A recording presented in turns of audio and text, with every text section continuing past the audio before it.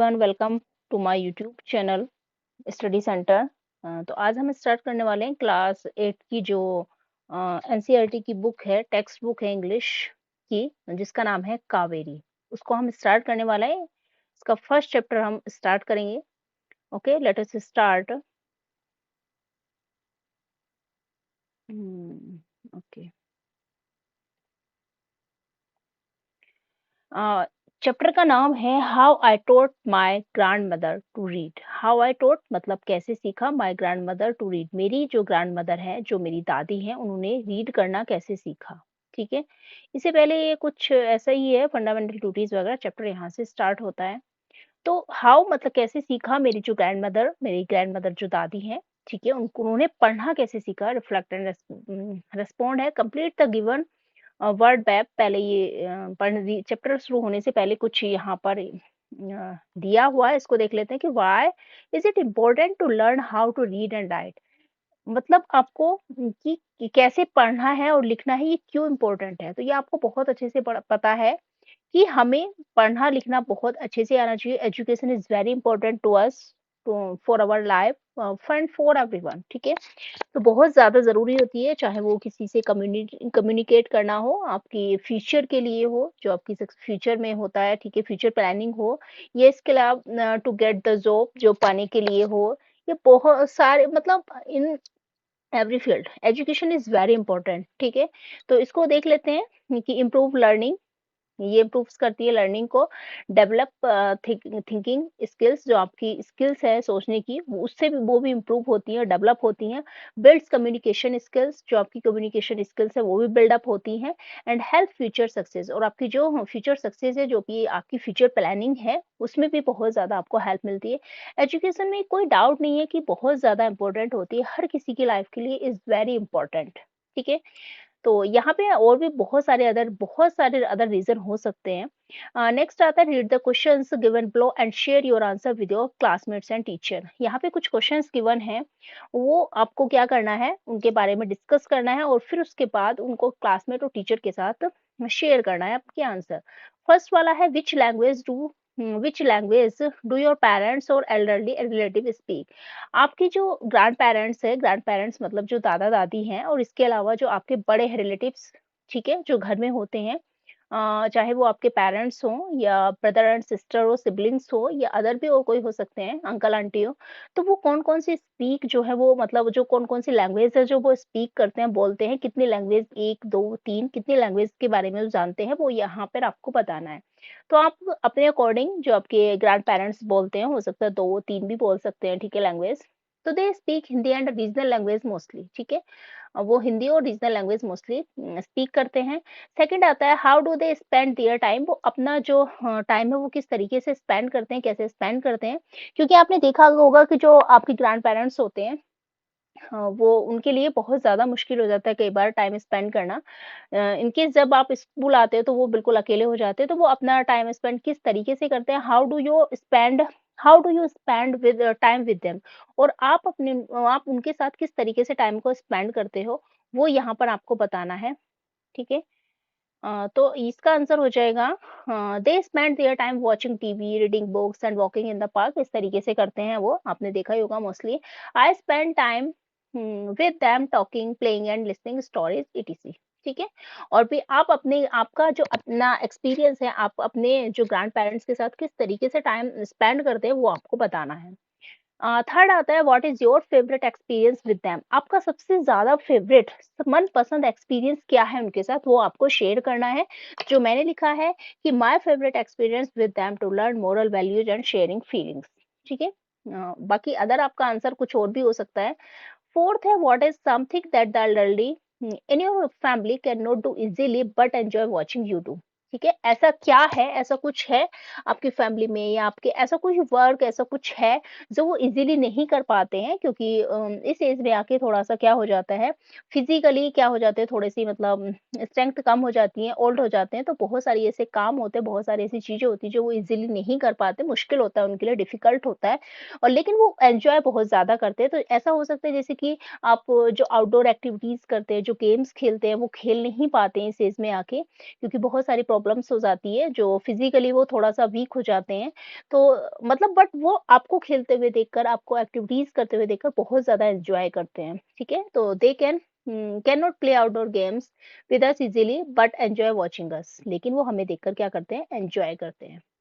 Okay, next है read the following passage, match the highlighted words with their meanings given in the boxes. यहाँ पे कुछ आपको words दिए हुए हैं, उससे पहले क्या करना है कि हमारा जो ये पैराग्राफ है इसको रीड करना है। The casting for the protagonist for our school's annual play was done after a lot of debate, as many good actors had auditioned for the role. We had decided to present an episode from an inspirational story. Inspirational होता है जो प्रेरित होती है, जिससे हम inspire होते हैं। It was a life story of a group of children who worked with the community to spread literacy.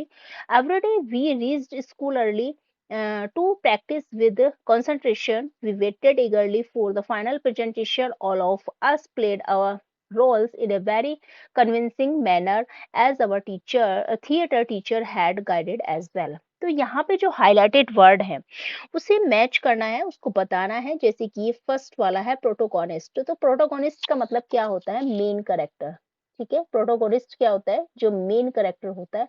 तो ये वन वाला हो जाएगा, ठीक है। कास्टिंग जो हो रही थी किसकी? प्रोटोगोनिस्ट की, मेन कैरेक्टर की। हमारे स्कूल के एनुअल प्ले में after a lot of debate, debate कहते हैं डिस्कशन, एक बहुत ज्यादा डिस्कशन होने के बाद, तो ये हो जाएगा डिस्कशन। ये हो जाएगा हमारा 2 नंबर पर, ठीक है। ओके, इसको किसमें है? ये हमारा रोमन नंबर्स में है, तो रोमन नंबर्स में ही हम कर लेते हैं। एक सेकंड, इसको थोड़ा सा थिन कर लेते हैं। तो ये हो जाएगा 2 वाला हमारा, ठीक है।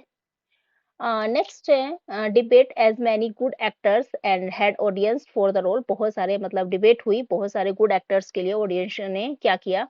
फॉर द रोल के लिए जो डिबेट हुई, we had decided to present, हमने डिसाइड किया प्रेजेंट क्या करने के लिए? एन एपिसोड, ठीक है। Episode from an inspirational story. तो एपिसोड क्या होता है? एपिसोड होता है, डायरेक्ट नहीं होता, excited in a part of story. आपने देखा होगा कि एपिसोड क्या होता है? एक पार्ट ऑफ स्टोरी। तो ये थर्ड नंबर पर हो जाएगा, ठीक है। एक स्टोरी का पार्ट होता है एपिसोड। ओके, नेक्स्ट आता है it was a life story. ये क्या थी? एक लाइफ स्टोरी थी of a group of children, एक बच्चों के समूह की, who worked with the community, जो काम कर रहे थे कम्युनिटी। कम्युनिटी कहते हैं वैसे मतलब समूह में, ग्रुप में, टू स्प्रेड लिटरेसी। लिटरेसी कहते हैं जो शिक्षा होती है, एजुकेशन होती है, उसको स्प्रेड करने के लिए, ठीक है, उसका प्रचार करने के लिए, उसको फैलाने के लिए। तो ये people living in one particular area. तो ये हो जाएगा हमारा थर्ड वाला हो जाएगा, ये फोर्थ हो जाएगा, ठीक है। ये हो जाएगा हमारा फोर्थ। कम्युनिटी एवरी डे, मतलब हर रोज, वी रीच स्कूल अर्ली, हम अर्ली जल्दी ही स्कूल पहुंचते थे, टू प्रैक्टिस करने के लिए, विद कंसंट्रेशन। कंसंट्रेशन होता है बहुत ध्यान लगा के, ठीक है। तो फोकस, कंसंट्रेशन का मतलब हो जाएगा फोकस करना, ठीक है। ये हो जाएगा वी वाला वर्ड, फोकस।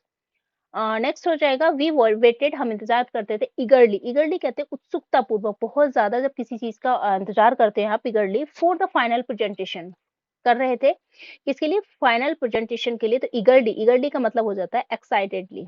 तो ये हो जाएगा हमारा 6, ठीक है। ये 6 हो जाएगा। नेक्स्ट है all of us played our roles in a very, हर कोई हम में से क्या कर रहा था? मतलब अपने रोल को प्ले कर रहा था convincing, convincing manner. Convincing manner का मतलब हो जाएगा यहाँ पर बिलीवेबल, ठीक है। ये हो जाएगा बिलीवेबल, कन्विंस करना, किसी को विश्वास में लेना, बिलीव करना। As our theatre teacher had guided, जैसे हमारे टीचर ने क्या किया था? हमें गाइड किया था। गाइड मतलब किया था, डायरेक्ट किया था, ठीक है। तो ये हो जाएगा हमारा 8th वाला,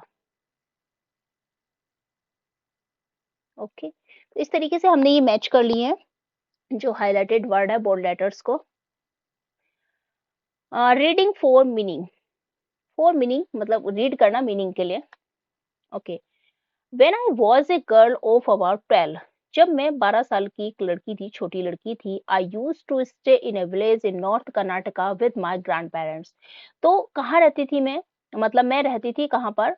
कर्नाटका में, अपने नॉर्थ कर्नाटका में रहती थी गाँव में, अपने ग्रैंड पेरेंट्स के साथ, अपने दादा-दादी के पास में वहाँ पर रहती थी गाँव में, ठीक है? जब मैं 12 साल की लड़की थी तो मैं अपने दादा-दादी के साथ नॉर्थ कर्नाटका के एक गाँव में रहती थी। Those days the transport system was not very good. उन दिनों द ट्रांसपोर्ट सिस्टम, जो यातायात के साधन थे, ठीक है? जैसे कि रेलगाड़ी, बस, ट्रेन, आजकल का ट्रांसपोर्ट सिस्टम तो बहुत ही ज़्यादा अच्छा है। आप मतलब कहीं भी इज़िली बहुत कम टाइम में भी पहुँच सकते हैं। वाज़ नॉट वेरी गुड, उस समय बहुत अच्छा नहीं था। So we used to get the morning papers only in the afternoon. इसलिए हम जो मॉर्निंग पेपर, आपने देखा होगा कि जो न्यूज़पेपर आता है अक्सर हमें मॉर्निंग में ही मिल जाता है।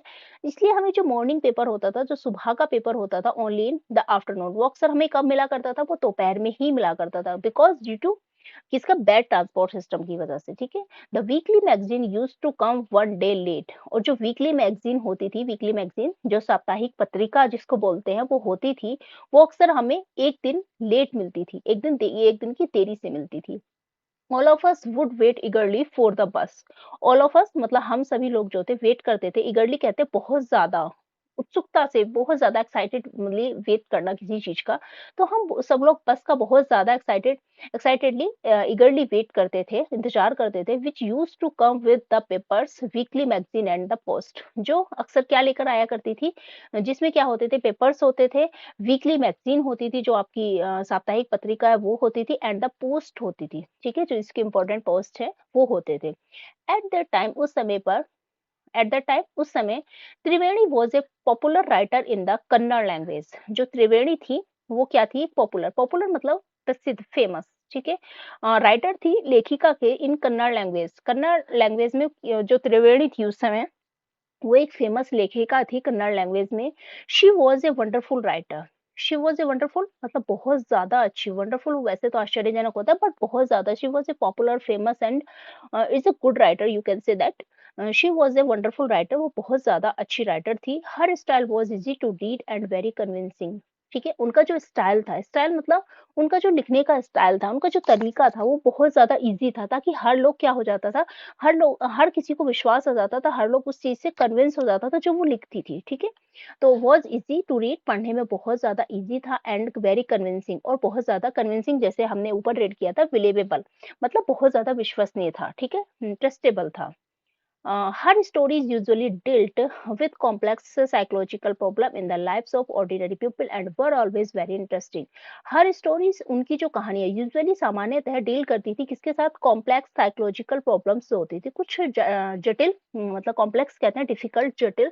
साइकोलॉजिकल कहते हैं मनोवैज्ञानिक जो प्रॉब्लम्स होती थी in the lifes of the ordinary people, जो साधारण लोग थे उनकी लाइफ में जो भी कॉम्प्लेक्स प्रॉब्लम्स होती थी, साइकोलॉजिकल प्रॉब्लम होती थी, मनोवैज्ञानिक समस्याएं होती थी, वो क्या होती थी? वो मतलब यूजुअली उसका उसके साथ डील करती थी, एंड वो ऑलवेज वेरी, और हमेशा कैसी होती थी? बहुत ज्यादा इंटरेस्टिंग। इंटरेस्टिंग मीन्स मजेदार होती थी, ठीक है? तो वो उनकी जो स्टोरी होती थी यूजुअली सामान्य थी किसके साथ डील करती थी? जो उनकी जटिल समस्याएं होती थी, कठिन, जो difficult, you can say that, difficult problems होती थी, साइकोलॉजिकल प्रॉब्लम्स होती थी, जो कॉमन लोग होते थे, ऑर्डिनरी पीपल, जो साधारण लोग होते थे, ठीक है? उनकी लाइफ्स में जो डिफिकल्ट प्रॉब्लम्स होती थी उनके साथ डील करती थी, but and were always very interesting, और हमेशा बहुत ज्यादा इंटरेस्टिंग होती थी। Unfortunately for Kannada literature she died very young. Unfortunately दुर्भाग्यपूर्ण, फॉर कन्नड़ लिटरेचर, कन्नड़ मतलब जो कन्नड़ जो भाषा है, लिटरेचर साहित्य के लिए, शी डाइड वेरी यंग मतलब वो बहुत ज्यादा यंग एज में ही उनकी डेथ हो जाती है, ठीक है? अनफॉर्चुनेटली फॉर कन्नड़ लिटरेचर के लिए शी डाइड वेरी यंग, बहुत जल्दी ही उनकी मतलब शी डाइड, वो मतलब मर गई। Even now after 40 years, even now मतलब लगभग कितना, 40 साल बाद भी, मतलब वो जल्दी से उनकी यंग एज में ही उनकी डेथ हो जाती है, बट 40 साल बाद भी, इवन अब तक भी 40 साल बाद भी, people continue to appreciate her novels. Novels कहते हैं उपन्यास, और अप्रिशिएट कहते हैं प्रशंसा करना, तारीफ करना, ठीक है? कंटिन्यू अभी भी है। लेकिन 40 साल बाद भी, इवन अभी तक भी 40 साल के बाद भी लोग क्या है, उनकी उनकी नॉवल को अप्रिशिएट करना, मतलब अभी भी कंटिन्यू है। जो लोग हैं उनकी नॉवेल्स को अभी भी अप्रिशिएट करते हैं, उनकी तारीफ करते हैं, प्रशंसा करते हैं।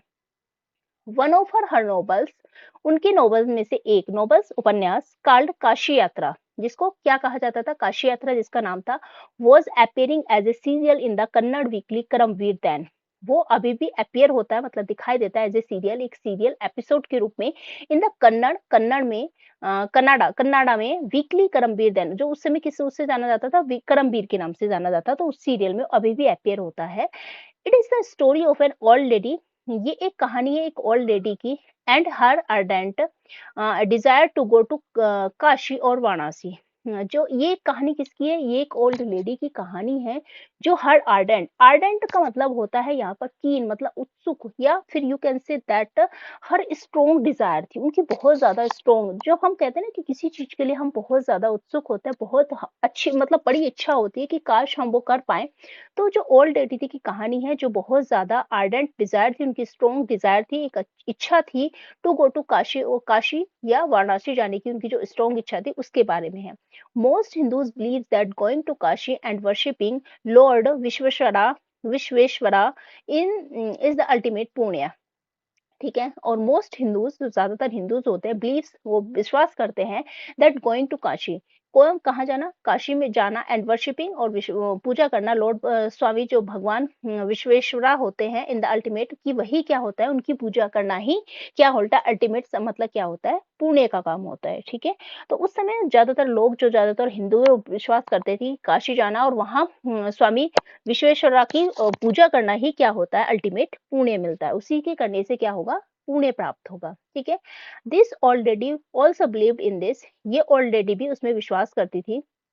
ओके, ये already this, okay, this already, यह ऑलरेडी भी, जो बूढ़ी औरत थी, ऑल्सो बिलीव्ड इन दिस, इसमें विश्वास करती थी, and her struggle to go to there was described in this novel, और जो उसका स्ट्रगल है, उस ओल्ड लेडी का जो स्ट्रगल है, मतलब स्ट्रगल का मतलब बहुत ज्यादा स्ट्रॉन्ग डिजायर थी उनकी जाने की, तो उन्होंने जो स्ट्रगल किया वहां जाने के लिए, वो सब उसमें डिस्क्राइब किया गया है इस नॉवल में। ठीक है, वो क्योंकि वो काशी जाना चाहती थी, तो उसके लिए उन्होंने कुछ स्ट्रगल किया होगा, हो सकता है कुछ इकोनॉमिक प्रॉब्लम हो, कुछ फिजिकली कुछ प्रॉब्लम हो, मे बी जो भी है, तो उनका वो विश्वास था, उनका भी वो विश्वास था उसमें, और उनका जो स्ट्रगल है वहां जाने का, कहाँ, काशी जाने का, वो इस नोवेल में डिस्क्राइब्ड है, उसको वर्णित किया गया है, बताया गया है। In the story there was also young orphan girl who falls in love, but there was no money for the wedding.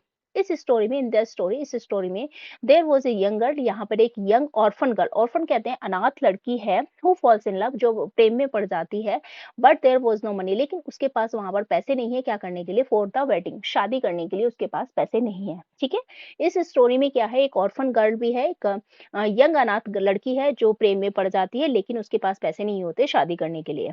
In the end में the old lady gives away all her savings without going to Kashi.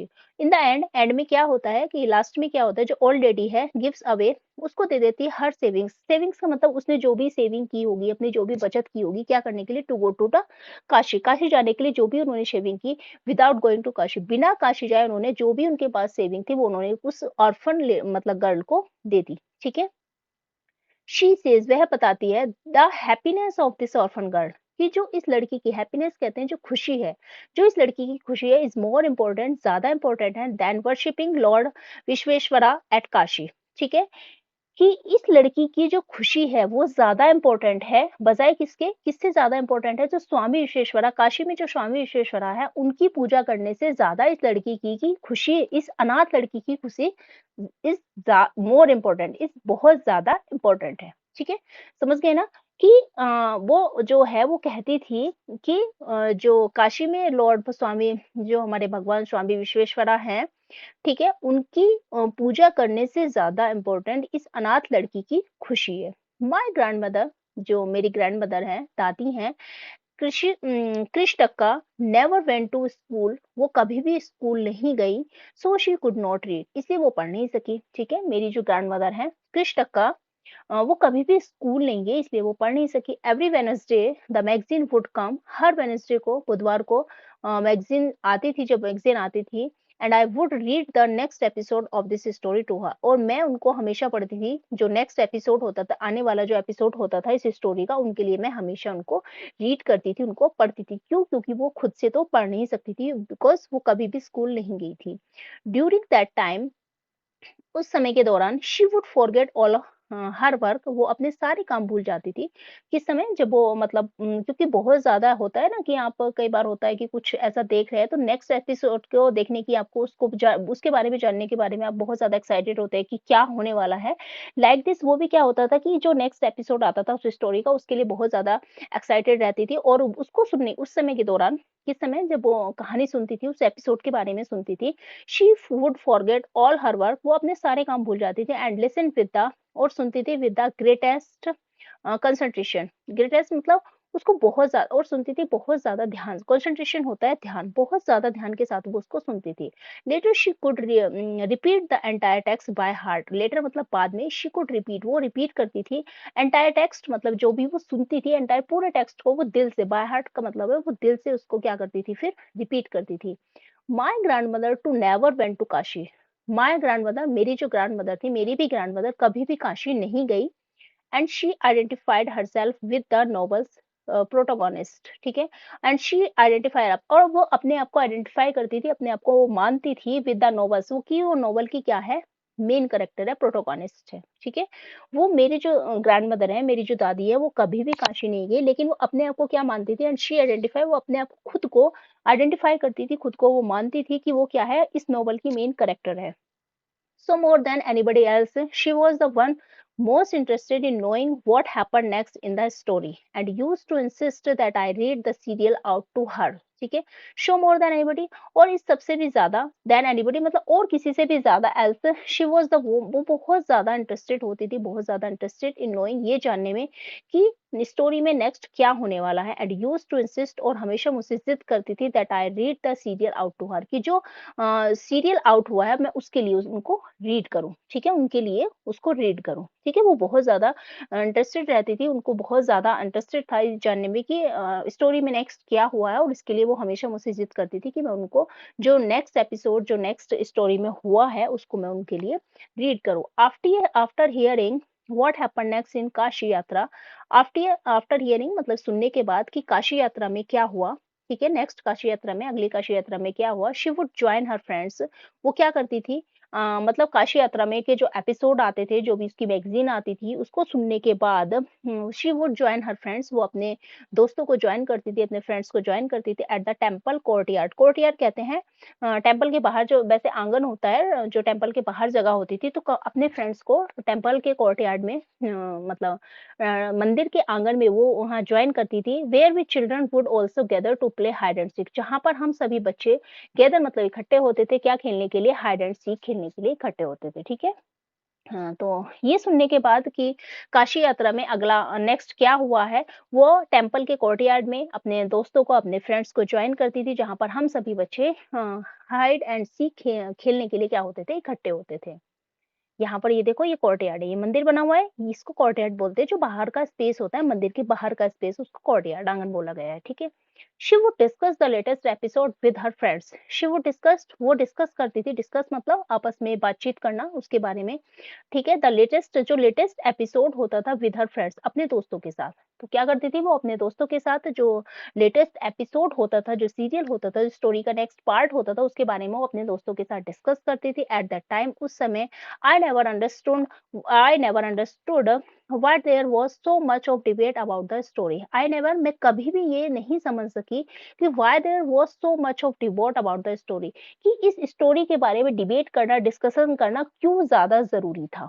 ठीक है why there was so much इतना ज्यादा debate क्यों होता था उस समय मैं बिल्कुल नहीं समझ सकी। डिबेट कहते हैं वाद विवाद बहस करना बहस मतलब एक तरीके से डिस्कशन करना ठीक है जब आप किसी टॉपिक के विषय में बात कर रहे हो ठीक है तो उस स्टोरी के बारे में डिबेट करना मैं उस समय नहीं समझ सकी कि इतना ज्यादा डिबेट क्यों होता था। Once I went for a wedding with my cousin to the neighboring place. Once एक बार I went for a wedding मैं एक शादी के लिए गई with my cousin। cousin कौन होते हैं जो भी आपके मतलब चचेरे तहेरे जो भी भाई बहन होते हैं उनको cousin बोलते हैं। तो एक बार मैं अपने cousins के साथ एक शादी के लिए गई to the neighboring place। neighboring कहते हैं जो पड़ोस का गांव था वहां पर ठीक है। एक बार मैं पड़ोस के गांव में अपने cousins के साथ एक शादी में गई। इन those days उन दिनों a wedding was a great event. जो वेडिंग होती थी, जो शादी होता था, वही ग्रेट उत्सव होता था, एक मतलब ग्रेट इवेंट होता था। We children enjoyed ourselves thoroughly, और हम बच्चे जो होते थे एन्जॉय करते थे अपने आप में ही, पूरे टाइम क्या रहते थे, हमेशा एन्जॉय करते थे, उस शादी को एन्जॉय करते थे, वेडिंग को। We would eat and play endlessly, we would eat हम खाते थे, एंड प्ले एंडलेसली, और एंडलेसली मतलब बहुत ज़्यादा, एंडलेसली का मतलब है यहाँ पे बहुत ज़्यादा हम क्या करते थे, खेलते थे। हम लोग उस समय खाते थे और एंडलेसली खेलते थे। Savoring the freedom because all the elders were busy. Savoring मतलब होता है यहाँ पर enjoyed to the fullest, मतलब enjoy करना fullest पूरी तरीके से, freely enjoy करना the freedom, मतलब freedom को, because वो all the elders, क्योंकि जो घर के सारे बड़े होते थे, जितने भी elders होते थे, वो सब busy रहते थे। I went for a couple of days. couple of days का मतलब है मैं केवल 2 दिन के लिए, कुछ दिन के लिए ही गई थी, but ended up staying there for a week. लेकिन end जो हुआ, स्टेइंग वहां पर कम से कम 1 हफ्ते तक हमें वहां पर रुकना पड़ा। ठीक है, I went for a couple of days. मैं केवल कपल ऑफ डेज का मतलब कुछ ही दिन के लिए, 2 दिन के लिए ही गई थी, लेकिन वहां पर हमें 1 हफ्ते के लिए स्टे करना पड़ा। ठीक है, एंड मतलब 1 हफ्ते के लिए हमें 1 सप्ताह के लिए रुकना पड़ा। When I came back to my village, जब मैं अपने गांव आए, आई सा माय ग्रैंडमदर इन टीयर्स, मैंने देखा कि मेरी माँ, जो दादी माँ है, इन टीयर्स दुखी है, मतलब आंखों में उनके आंसू हैं। आई वाज सरप्राइज्ड, मैं बहुत ज्यादा सरप्राइज थी, हैरान थी। For I had never seen her cry even in the most difficult situation. क्यों? फॉर आई हैड, क्योंकि मैंने कभी भी उनको रोते हुए नहीं देखा था। Even in the most difficult, even यहाँ तक कि कोई भी डिफिकल्ट, बहुत ज़्यादा डिफिकल्ट, बहुत ज़्यादा कठिनाई होती थी, मतलब कठिनाई, डिफिकल्ट सिचुएशन, परिस्थितियों में भी मैंने उनको कभी भी रोते हुए नहीं देखा था। इसलिए मैं बहुत ज़्यादा क्या थी, सरप्राइज थी। What happened, what had happened, क्या हुआ है। आई वाज वरीड, मैं बहुत ज़्यादा परेशान थी, चिंतित थी। आवा, इज एवरीथिंग ऑल राइट, क्या सब कुछ ठीक ठीक है? आर यू ओके, क्या आप ठीक हो?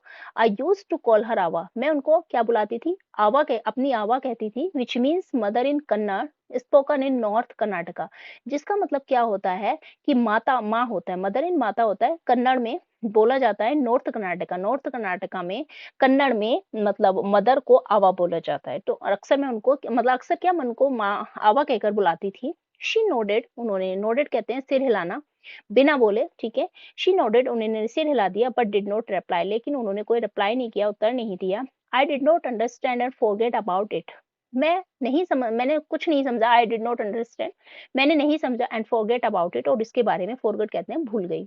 इन द नाइट, रात में, आफ्टर डिनर, डिनर कहते हैं जो रात का खाना होता है हमारा, ठीक है। इन द नाइट, रात में, रात के खाने के बाद, we were sleeping in the open terrace of our house, we were sleeping, हम सो रहे थे, इन द ओपन, ओपन मतलब जो टेरेस होता है, ठीक है, जो ओपन मतलब जगह स्पेस होती है, टेरेस जो हमारे घर का ओपन टेरेस होता है, छत जो होती है, वहां पर हम सब सो रहे थे। It was a summer night, और ये समर मतलब गर्मी की रात थी, and there was a full moon, और जो मून था वो भी क्या था, फुल था, मतलब चंद्रमा पूरा था, ठीक है। Avva came and next to me, Avva आई और नेक्स्ट टू मी, मेरे पास, मतलब and sat next to me, और मेरे पास बैठ गई। Her affectionate hands touch my forehead, affectionate मतलब स्नेह भरे जो उनके हाथ थे, ठीक है। मतलब स्नेह भरे जो उनके अफेक्शनेट हैंड थे, टच माय फोरहेड, उन्होंने मेरे माथे को छुआ। I realised she wanted to speak, I realised, मुझे एहसास हुआ, मुझे अनुभव हुआ, शी वांटेड टू स्पीक, कि वो मुझसे कुछ बोलना चाहती हैं। I asked her what is the matter, मैंने उनसे पूछा व्हाट इज द मैटर, क्या बात है, ठीक है। ये देखो यहाँ पर ये टेरेस है, ओपन स्पेस होता है, यहाँ पर ये सो रही है, यहाँ पर इसकी ग्रैंडमदर आई है और इसको प्यार से छुआ है इन्होंने। When I was a young girl, जब मैं एक यंग गर्ल मतलब छोटी बच्ची थी, आई लॉस्ट माय मदर, मैंने अपनी माँ को खो दिया। There was nobody to look after and guide me, वहां पर कोई नहीं था जो मेरी लुक आफ्टर कर सके, जो मेरी देखभाल कर सके और मुझे गाइड कर सके, मुझे दिशा निर्देश दे सके कि मुझे क्या करना है, ठीक है। My father was a busy man, मेरे जो फादर थे वो एक बिजी मैन थे, एंड गॉट मैरिड अगेन, और उन्होंने मतलब माँ के जाने के बाद दोबारा शादी कर ली। In those days people never considered education essential for girls, और उन दिनों जो लोग थे वो नेवर, वो कभी भी इस चीज को नहीं मानते थे कि जो एजुकेशन होती है, जो शिक्षा होती है लड़कियों के लिए, वो बहुत ज्यादा इंपॉर्टेंट होती है, एसेंशियल होती है। So I never went to school, इसलिए मैं कभी भी स्कूल नहीं गई। I got married very young, मैं मतलब यंग थी बहुत ज्यादा, मतलब उस समय छोटी ही थी जब मेरी शादी हो गई, एंड हैड चिल्ड्रन, और बच्चे हो गए। आई बिकेम वेरी बिजी, मैं बहुत ज्यादा बिजी हो गई, व्यस्त हो गई। Later I had grandchildren and always felt so much happiness in cooking and feeding all of you. Later बाद में आई हैड ग्रैंड चिल्ड्रन, मेरे जो ग्रैंड चिल्ड्रन क्या होता है, जो पोता पोती होते हैं, बच्चों के भी बच्चे होते हैं, उसको ग्रैंड चिल्ड्रन बोलते हैं। एंड जो मेरे पास ग्रैंड चिल्ड्रन थे, and always felt so much happiness, और हमेशा मुझे बहुत ज्यादा हैप्पीनेस कहते खुशी होती थी इन कुकिंग, खाना बनाने में, and feeding all of you, और आप सबको खाना बनाकर खिलाने में, खाना बनाने में और आप सबको खिलाने में मुझे बहुत ज्यादा खुशी मिलती थी। एट टाइम्स उस समय I used to regret not going to school, not going to school, regret कहते हैं पछतावा ना, और मतलब एट टाइम्स कभी-कभी मुझे क्या होता है कि मुझे पछतावा होता है कि मैं कभी स्कूल नहीं जा सकी। So I made sure that my children, इसलिए मैंने हमेशा ध्यान रखा, ठीक है, दैट माय चिल्ड्रन, कि मेरे बच्चे एंड ग्रैंड चिल्ड्रन और मेरे पोता-पोती स्टडीड वेल, बहुत अच्छे से स्टडी करें, ठीक है? तो वो इसके बारे में बता रही, चेक योर अंडरस्टैंडिंग, आपको अपनी अंडरस्टैंडिंग चेक करनी है। Complete the cause and effect, complete करना है cause and effect table given below, जो नीचे है, based on part 1 of the story, जो हमने अभी तक जो स्टोरी का पार्ट 1 रीड किया है। Share your answer with your classmates and teacher, अपने आंसर अपने क्लास टीचर और जो आपके क्लासमेट्स और टीचर के साथ शेयर करने हैं। जैसे कॉज, कॉज क्या होता है, कारण, और इफेक्ट होता है क्या प्रभाव पड़ा। जैसे यहाँ पर यहाँ इफेक्ट दिया हुआ है, कॉज आपको लिखना है, the morning papers arrived late in the day and weekly magazine would come 1 day late, ये अभी हमने पढ़ा था, जिसका रीजन क्या था कि transport system was not good, जो ट्रांसपोर्ट सिस्टम था वो अच्छा नहीं था, इसी की वजह से जो मॉर्निंग पेपर्स थे वो लेट आते थे, और जो वीकली मैगजीन थी वो हमेशा एक दिन लेट आती थी। हाँ, कोर्स दिया है, द ग्रैंडमदर कृषक, जो ग्रैंडमदर है, कृष्णक्का नेवर वेंट टू स्कूल, वो कभी भी स्कूल नहीं गई, क्यों? इन those days people never considered education essential for girls, क्योंकि उन दिनों लोग ये सोचते थे कि एजुकेशन लड़कियों के लिए बहुत ज्यादा इंपॉर्टेंट नहीं होती है, एसेंशियल नहीं होती है। ये इसका इफेक्ट हो जाएगा। शी वॉज वन, ये हमारा इफेक्ट दिया हुआ है, she was deeply interested in the story and discussed it with her friends, वो बहुत ज़्यादा इंटरेस्टेड होती थी, जो वो नेक्स्ट स्टोरी पढ़ती थी, एपिसोड को रीड कर मतलब सुनती थी, और फिर उसको अपने दोस्तों के साथ रीड करती थी। She was one of the interested in knowing what happened in the story, क्योंकि वो कारण क्या था कि वो बहुत ज़्यादा उत्सुक रहती थी कि अगला नेक्स्ट स्टोरी में अगला क्या होने वाला है, ठीक है, ये जानने में। नेक्स्ट है 4 है हमारा cause, the narrator went to a wedding for a week, जो नरेटर थे वो वेडिंग के लिए 1 हफ्ते के लिए गए थे। नेटर went to a wedding for a week but ended up staying with for a week, लेकिन वो मतलब 2 दिन के लिए गए थे, कपल ऑफ डेज, बट वो कितने दिनों तक ठहरे थे वो, फॉर ए वीक। नेक्स्ट है द ग्रैंडमदर, ग्रैंडमदर जो थी कभी भी स्कूल नहीं गई, क्योंकि वही सेम आ जाएगा, in those days people never considered education essential है, यहाँ पे एसेंशियल मिसिंग है, फॉर गर्ल्स, बहुत ज्यादा जरूरी है। दूसरा है कॉज है the grandmother regret not going to school, grandmother ने मतलब रिग्रेटेड, कभी भी वो पछताती थी कि वो कभी स्कूल नहीं गई, तो इसका जो इफेक्ट ये हो जाएगा कि आई made sure that my children and grand children studied well, उन्होंने हमेशा ध्यान रखा कि जो उनके बच्चे हैं और उनके बच्चों के जो भी जो बच्चे हैं जिनको पोता पोती बोलते हैं, वो हमेशा क्या करें, वो बहुत अच्छे से स्टडी करें। तो बाकी के जो ये 2 क्वेश्चन है, ये हम जब ये क्वेश्चन आंसर्स इसके करेंगे कवर, उसके साथ करेंगे, ये हमारा पार्ट 1 से रिलेटेड था, कॉज एंड इफेक्ट, तो ये हमने कवर कर लिया है, ठीक है। बाकी इसका पार्ट 2 है, तो इसको हम पार्ट 2 में ही कवर करेंगे। अ, ठीक है, अभी के लिए हम यहीं पर छोड़ देते हैं, इसको रहने देते हैं, नेक्स्ट पार्ट में इसको कवर करेंगे। Thank you so much for watching, bye bye and take care.